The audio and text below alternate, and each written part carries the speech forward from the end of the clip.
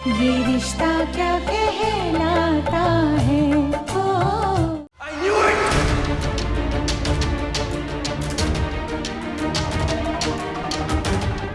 I knew it! धीरे hospital है। मेरे बहन की हालत तुम्हारी वजह से हुई है। तुम डॉक्टर अभिमन्यु, तुम्हारे होते हुए ऐसा कैसे हो गया? बताओ। अच्छा, आरोही की शादी के पहले घर पे कभी उसका एक्सीडेंट नहीं हुआ? हुआ है ना?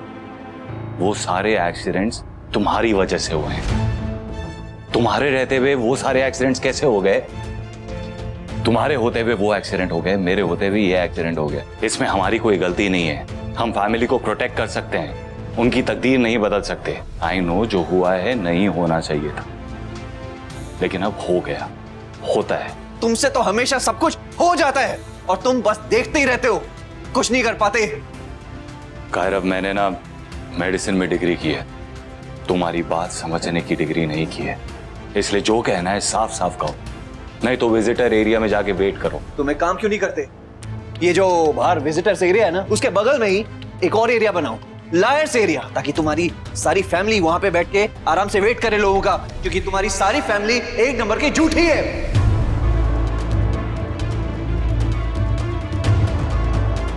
मुझे कहा कि मेरी बहन ठीक है, फाइन है, ये फाइन है, ये फाइन है। वो किसी ने नहीं बताया मुझे कि मेरी बहन इस हाल में है। और यही हाल रहेगा उसका। अगर तुम यहां खड़े होकर ऐसे तमाशा करते रहोगे, डॉक्टर्स को अपना काम करने दो। ताऊ जी, आई थिंक आरोही की दूसरा इंजेक्शन लगा। कोई इंजेक्शन नहीं लगाओगे तुम।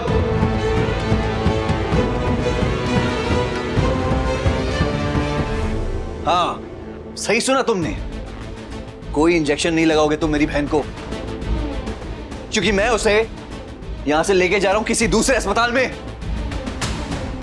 अब तो यहां ना मुझे किसी डॉक्टर पे विश्वास रहा, ना यहाँ की मशीन्स पे, और ना ही तुम पे। सब एक स्कैम है, एक बहुत बड़ा स्कैम। कायरव, फिक्र करो बकवास नहीं। और तुम फिक्र भी मत करो, इलाज भी मत करो, बल्कि मैं तो कहता हूं कुछ भी मत करो, क्योंकि I don't trust you anymore Abhimanyu. I don't care and I agree. Abhimanyu पे ट्रस्ट नहीं करना चाहिए, लेकिन इस वक्त मैं अभिमन्यु नहीं, डॉक्टर अभिमन्यु। इंसान चाहे जैसा भी हूं, लेकिन I am a bloody good doctor, और मेरे पेशेंट को यहां से कोई नहीं लेके जा सकता। ये डॉक्टर डिसाइड नहीं करता कि पेशेंट कहां जाएगा, ये उसकी फैमिली डिसाइड करती है कि पेशेंट कहां जाएगा। ये भी फैमिली ही डिसाइड कर रही है। फैमिली?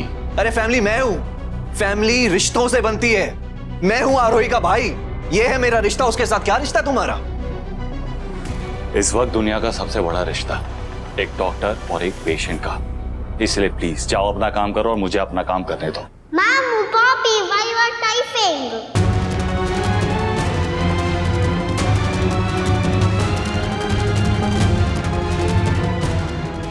खुशबू,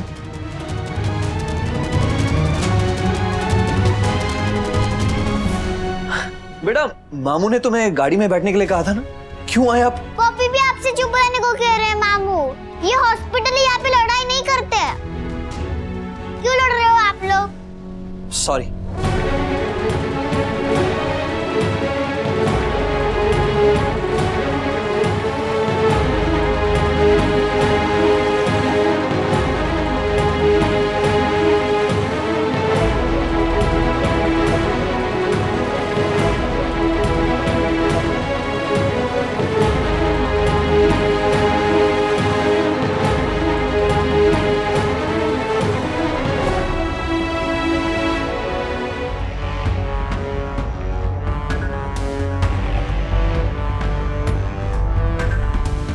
रूही,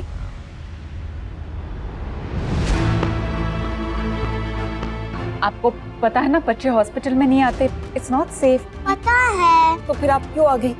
चलो वापस चलते हैं।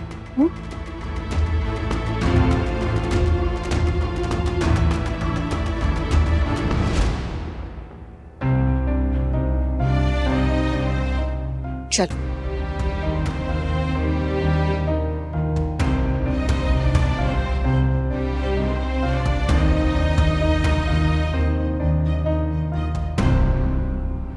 मिनिस्टर का फोन आया, उसने बताया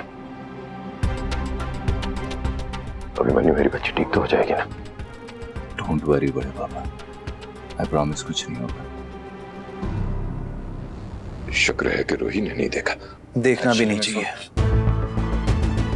इसीलिए रूही को आज हम घर ले जाएंगे। खैर अब प्लीज इनफ नाउ। ये तो मुझे तुम्हें कहना चाहिए अभिमन्यु कि प्लीज इनफ नाउ।